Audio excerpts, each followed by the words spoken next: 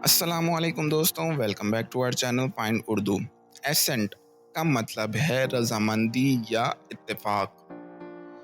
جب کوئی شخص کسی بات یا رائے سے متفق ہو جائے تو اسے ایسنٹ کہتے ہیں۔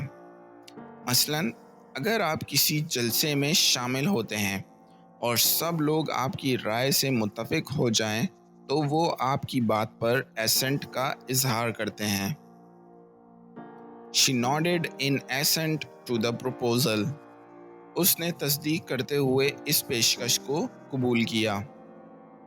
تو دوستو یہ تھا لفظ ایسنٹ کا مطلب اور استعمال۔ امید ہے اب آپ کو سمجھ میں آ گیا ہوگا۔ ملتے ہیں نیکسٹ ویڈیو میں۔ شکریہ۔